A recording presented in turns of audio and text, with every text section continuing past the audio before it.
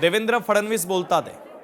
मला अतिशय आनंद आहे की आज पुन्हा एकदा मुंबई महानगरपालिकेमध्ये महापौर आणि उपमहापौरपदी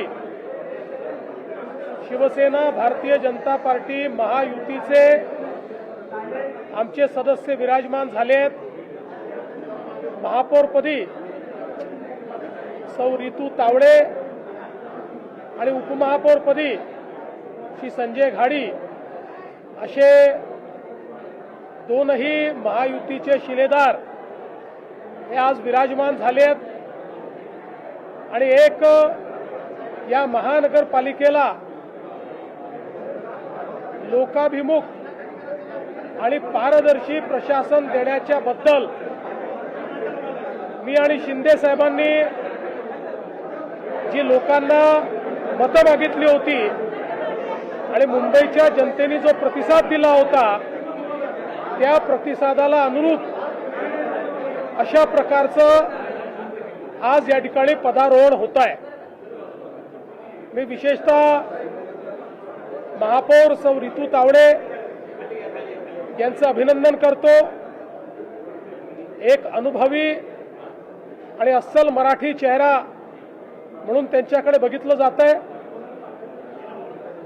त्यांनी मागच्या काळातही मुंबईकरांच्या प्रश्नांकरता नेहमीच आक्रमक अशा प्रकारची भूमिका घेतलेली आहे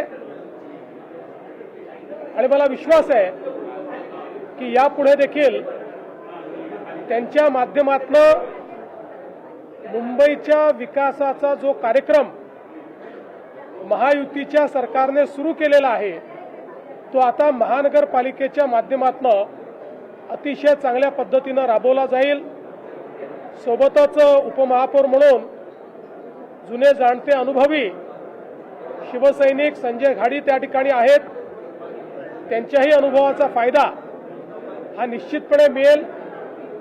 आमचा हा प्रयत्न असेल की हिंदू हृदय सम्राट शिवसेना प्रमुख बाळासाहेब ठाकरे यांच्या जन्मशताब्दीच्या निमित्ताने त्यांना अपेक्षित अशा प्रकारचं प्रशासन या महानगरपालिकेच्या माध्यमातून आम्ही चालवू आणि आमचे महापौर उपमहापौर आणि आमचे सगळे पदाधिकारी मिळून या महानगरपालिकेला एक दिशा देतील आणि सामान्य मुंबईकरांची जी स्वप्न आहेत ती स्वप्न पूर्ण करण्याचं काम ते करतील।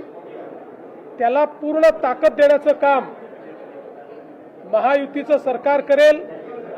मी आणि माननीय शिंदे साहेब पूर्ण ताकदीने आम्ही त्यांच्या पाठीशी उभं राहू आणि त्यांच्या माध्यमातून जी आपण नवीन मुंबई घडवतो आहोत त्याला गती देण्याचं काम आम्ही करू।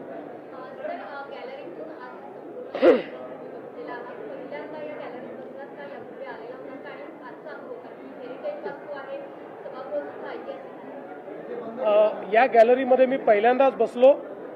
यापूर्वी एका कार्यक्रमाकरता या सभागृहात बसलो होतो पण गॅलरीमध्ये कधी बसलो नव्हतो आणि अशा प्रकारे सभागृहाचं कामकाज देखील मी पहिल्यांदाच बघितलेलं आहे आणि मला अतिशय समाधान आहे की अशा पद्धतीनं या ऐतिहासिक वास्तूमध्ये ज्याला आपण सांगितलं की हेरिटेज अशा प्रकारची प्रॉपर्टी आहे त्या ठिकाणी अशा एका महत्त्वाच्या सोहळ्याचं साक्षीदार होणं हे देखील मला असं वाटतं अतिशय महत्त्वाचं आहे। सर, तुम्ही ज्या प्रमाणे आव्हान केलं होतं ट्रिपल इंजिन सरकार असावं, आता हे तिसरं इंजिन तुमच्यासोबत जोडले गेलेलं आहे, काय बदल दिसू शकतो मुंबईकरांना आणि अपेक्षा वाढतील का मुंबईकरांच्या? शेवटी पहिली गोष्ट तर आपण सगळ्यांनी लक्षात घेतली पाहिजे की महानगरपालिका ही लोकशाहीचं एक महत्त्वाचं अंग आहे आणि सुप्रीम कोर्टाच्या ऑर्डरमुळे तिथे प्रशासक होते पण प्रशासकाचं राज्य हे लोकशाहीला अपेक्षित नाही आहे। लोकप्रतिनिधींचं राज्य हे लोकशाहीला अपेक्षित आहे आणि ते राज्य पुन्हा एकदा प्रस्थापित झालेलं आहे। त्यामुळे मला विश्वास आहे की जनसामान्यांना आपले लोकप्रतिनिधी हे अधिक जवळचे वाटतात, ते अधिक अप्रोचेबल आणि ॲक्सेसेबल वाटतात। तो परिणाम मुंबईमध्ये दिसून पडेल।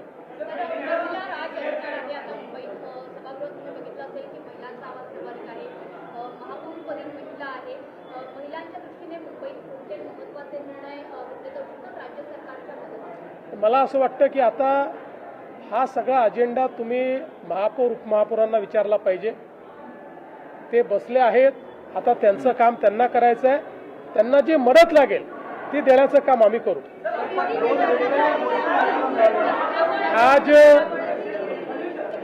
आज बहुत हर्ष की बात है कि मुंबई महानगर पालिका में हमारी भारतीय जनता पार्टी शिवसेना महायुति की महापौर श्रीमती रितु तावड़े, इनका निर्विरोध चुनाव हुआ है और साथ ही में उपमहापौर के तौर पर हमारे महायुति के संजय घाड़ी, इनका चुनाव हुआ है.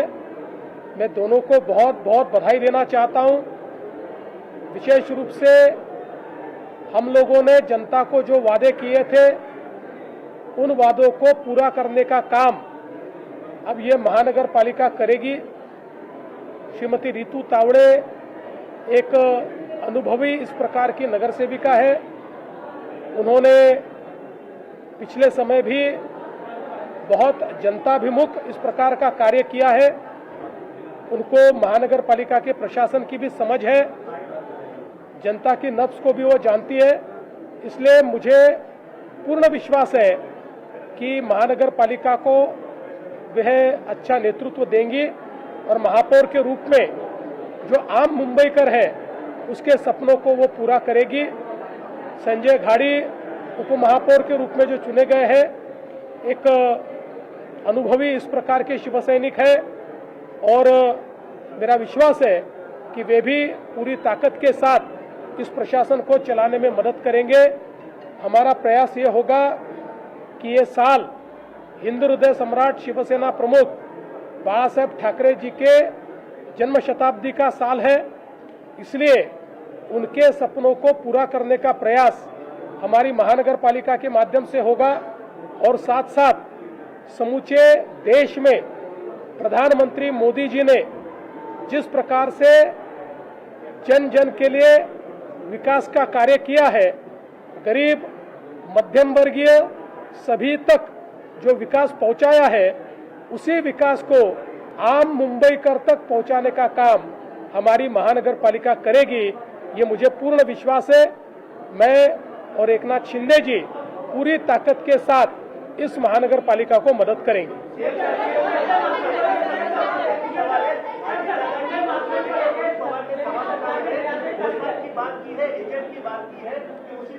देखिए, मैंने रोहित पवार जी का वो जो उन्होंने बात कही वो मैंने देखा नहीं. थोड़ा बहुत उसके बारे में मुझे मालूम है. मुझे ऐसा लगता है कि किसी के भी मन में कोई शंका होगी तो उस शंका का निरसन होना चाहिए. इस दृष्टि से भारत के कानून में जिस प्रकार के जांच एजेंसियां हमारे पास उपलब्ध है और ऐसे मामलों में जिस प्रकार की जांच अपेक्षित है वो सारी जांच शुरू हो चुकी है. मुझे ऐसा लगता है कि इसमें सबसे महत्वपूर्ण होती है जो डीजी सेफ्टी, उनकी जो जांच होती है वो सबसे महत्वपूर्ण होती है. वो भी जांच चल रही है, ब्लैक बॉक्स भी मिला हुआ है. तो मुझे ऐसा लगता है कि हमने इस जांच को समाप्त होने का इंतजार करना चाहिए. लेकिन किसी के भी मन में कोई शंका होगी तो उस शंका का भी निरसन होना चाहिए. मैं तो स्पष्ट रूप से कहना चाहता हूं कि सबसे पहले केंद्र सरकार को मैंने ही चिट्ठी लिखी थी कि इस प्रकार का ये जो एक एक्सीडेंट हुआ है इसकी पूर्ण रूप से जांच होनी चाहिए, क्योंकि आगे में अगर इसमें क्या क्या गलतियां हुई है ये समझ में आएगा तभी हम लोग हमारे आसमान को और हमारे एविएशन को सेफ रख पाएंगे और केवल नेता ही नहीं, आम जनता को भी हम लोग सेफ रख पाएंगे. लोकशाही मराठी ऐका, पहा, जागरूक रहा.